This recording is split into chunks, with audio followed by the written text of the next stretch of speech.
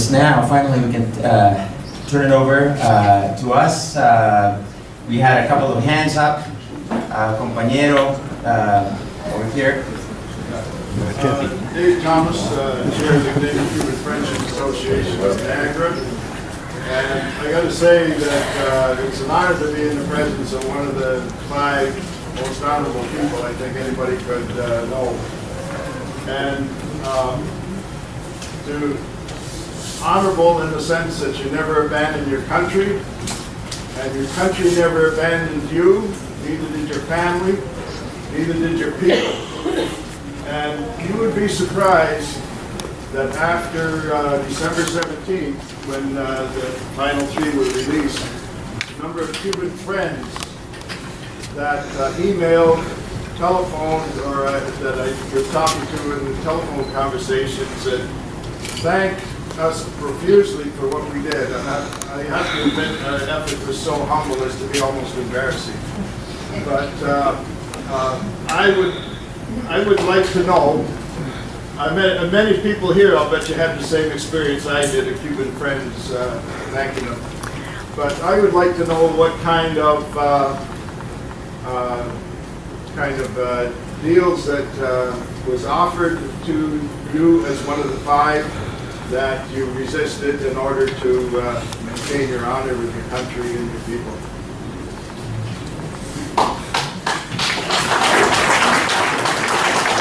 Well, at the moment, the day that we were arrested, we were taken to the FBI office in Miami. There was an attempt of interrogation that wasn't successful for the FBI. And once they realized that we weren't going to say a word, they took us to the Federal Detention Center in Miami. And as we were, I can speak for my case, as I was taken in a car to the FDC, that's the Federal Detention Center in Miami, this FBI officer that was apparently in charge of my arrest was coordinating my arrest. He turns back and looks at me and say, you're missing the opportunity to stay in the land of the free. And by now, well, you know, I was using an identity that wasn't mine. I wasn't really Fernando González. I was Ruben Carlos, so I said, I don't know what you're talking about. And then as we approved the Federal Detention Center, and I look back and I realized that, well, he might be thinking, well, when you get to that place and people get impressed, you say, well, I'm going to prison. I'm just about to cross the door. And he said, I'm telling you, you're missing that great opportunity. And he said something that I wish I was the circumstances didn't allow me to answer to him at that moment, because I couldn't admit any link to Cuba. But he said something like, Fidel Castro is not going to move a finger for you. And I had to laugh myself inside of me. I was dying to respond to that, because there is plenty of examples throughout the Cuban effort for independence and through the last period of our struggle for liberation after Fidel led us to victory. There is a long history of never leaving a soldier behind.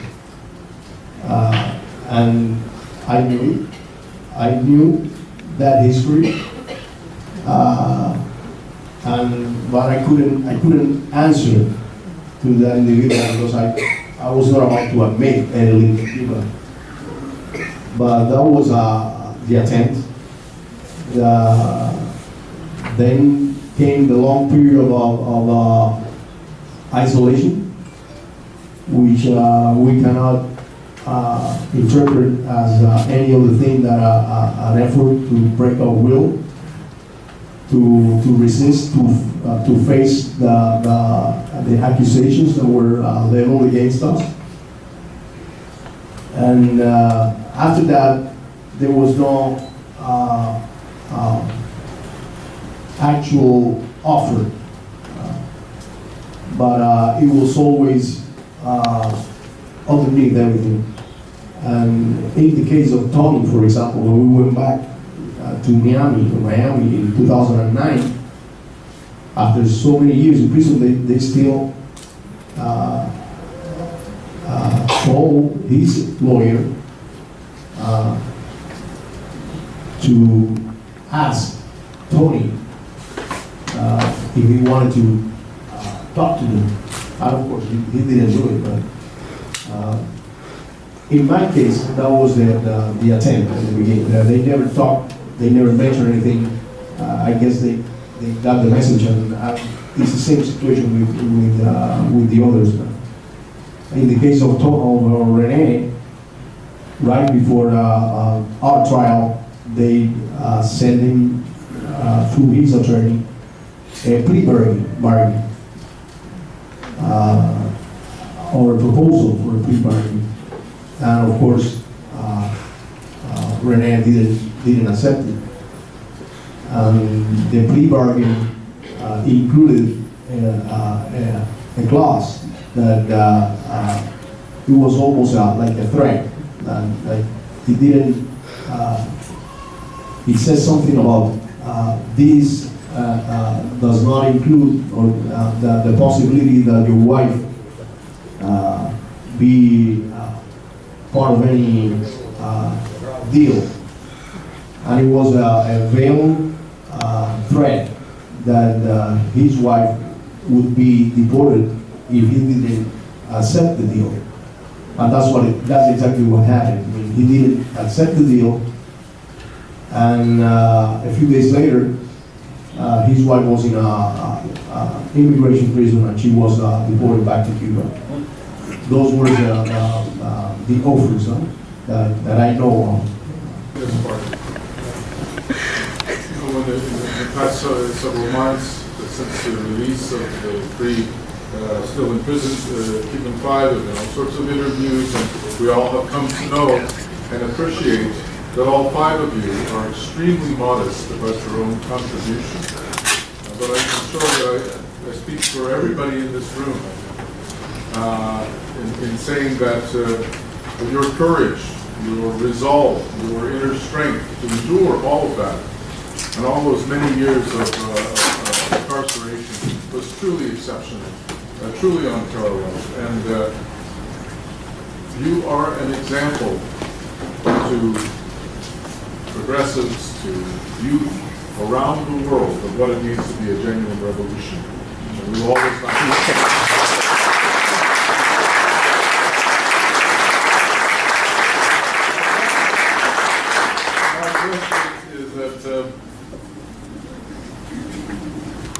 after 50 years of an undeclared war, you yourself referred to the question of never leaving a soldier behind.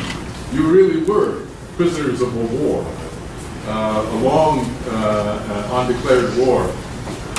After December 17th, a lot of people were wondering, well, is the war over? We're not so sure about that, but it certainly was a significant turning point. And I'm wondering if you could comment on that, and how, in particular, you see that question, and how the Cuban people see the question of the turn in relations with the empire. Well, before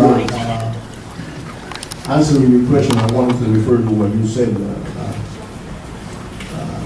There is a long history of individuals that have gone through very difficult times, and there are many friends here from Latin American countries where they really suffered conditions and torture, and they resisted. And there are well-known cases like Mandela or other political prisoners. I had the honor and the opportunity to share a prison cell for 4 years with Oscar Lopez Rivera, who been in prison for 23 years.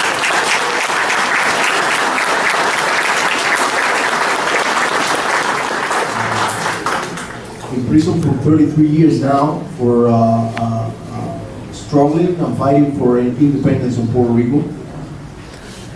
There are other political prisoners in the United States like Mumia Abu Jamal.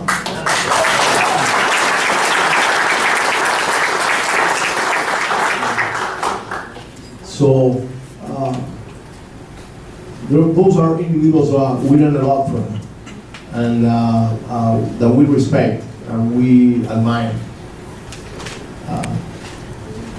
Well, there is a long history of those individuals in the United States and individuals in Latin American countries that suffer really very harsh conditions through long years, and in other countries too. Regarding your question, I mean, I would say as a Cuban citizen that we Cubans are hopeful. We were all, I mean, I was born in 1963. I grew up as the majority of the Cubans that live now in the island with the permanent hostility of the strongest power in the world. Hostility that several times during my lifetime included the actual possibility of a military aggression. And in those periods of the history of my life in which those threats were not so strong, there was the hostility expressed through other means. And there is the hostility expressed through the economic blockade, in which 77% of the Cubans who live now in the island have lived all their lives. And we are hopeful that an agreement or a modus vivendi with the North American, with the American government can be reached. I mean, it's something that the Cuban Revolution never always wanted. It was the United States government that never wanted to go that way. I mean, there is the example of Che Guevara back in the 60s, early 60s, in a meeting, I think it was in Uruguay, and he approached the representative of the U.S. government and expressed the willingness of the Cuban government of reach respectful relation with the United States government, and there is in the records the response from the State Department when they wrote to the president and described the conversation between Che Guevara and the U.S. representative, and the response came back to the State Department saying that they were not interested. So we're hopeful that we can live like neighbors, that the United States accepts that Cuba is an independent country and respects our independence and our sovereignty, that we can have a life that is not threatened by military aggression, and those are conditions that will, I think, in which Cuban society would thrive and develop in better conditions. It doesn't mean that we're not aware that I don't know if the word war is appropriate here. I don't know. I don't want to use a military term, but we are aware that the intentions of the U.S. government continues to be to undermine the Cuban Revolution and if possible, get rid of it and take our society back to what it was. I think it's a challenge that we're ready for. Our people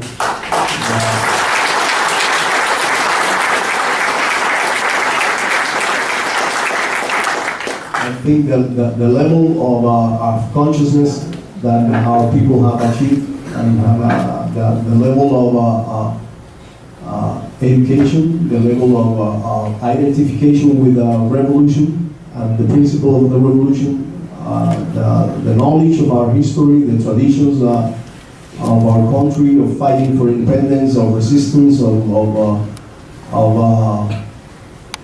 struggle against all odds, is part of our culture. It's not like McDonald's is going to go to Cuba and fritas are not going to be sold anywhere in Cuba anymore. It's not that they're going to own the country. I think we are ready for the challenge. Of course, those are new circumstances. The dangers are there because I mean it's not the same when you have your adversary across you in a trench and you know they're shooting at you and you shoot back. It's not the same when you when it is more difficult to identify your adversary, and the adversary may come these guys in different ways. So it's more sophisticated, it's more difficult, but I'm certain that we have a long history of fighting, struggling, and winning, and we're going to win this one too.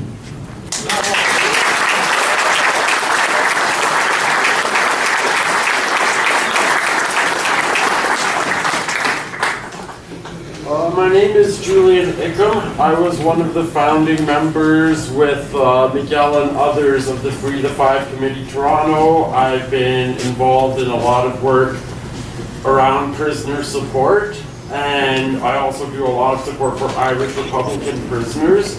So on behalf of the Cree Gavin Q, I would like to present you with a pin.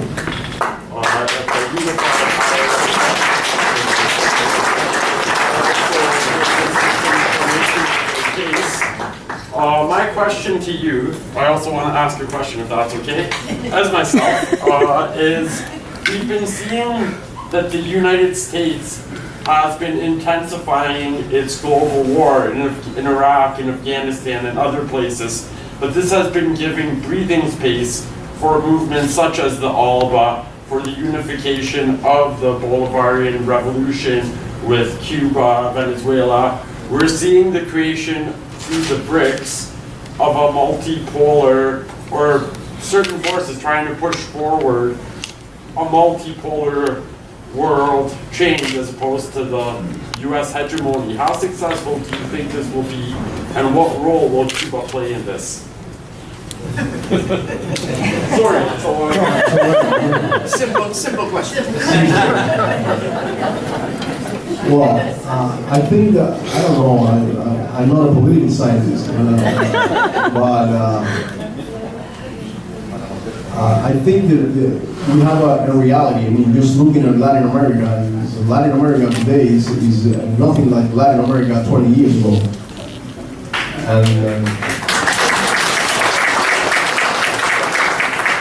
And the fact that the President of the United States decided to sit with the Cuban government and have the talks that the government of the United States decided now to go to Cuba has a lot to do with that description that you made. And the fact that Latin America is not what it used to be. The fact that the world is it's changing. I don't know how. I don't know how successful that effort will be right now, in this moment. Maybe there are setbacks. It wouldn't be a surprise. It's part of the process. History doesn't move in as a beeline. There are setbacks, and then you fight back, and then you win again, or you advance. But the world in general is evolving in that way that you described. You have the BRICS, you have Russia by itself, and you have China, and you have China and Russia, not as part of the BRICS, but as China and Russia. You have other countries too, and I guess it's not difficult to see that the economy and is moving to the east, and I guess the United States government realizes that it's not the same as it was back in 1945 when the Bretton Woods convention. They came out of that convention with a international financial system that allowed them privileges for so long. The dollar is losing the influence that it used to have. It's still a strong currency. It's the most preferred reserve currency, but it's a process that is going through changes to it. So I think we're in that process, in my opinion, of seeing the United States losing the power, the influence that it used to have and that it still has. It's a dangerous process too. What the answer will be from some sectors in the U.S. Economy and society in general, it's a question. But I mean, that's what I can say. I'm not a political scientist. I just read the papers.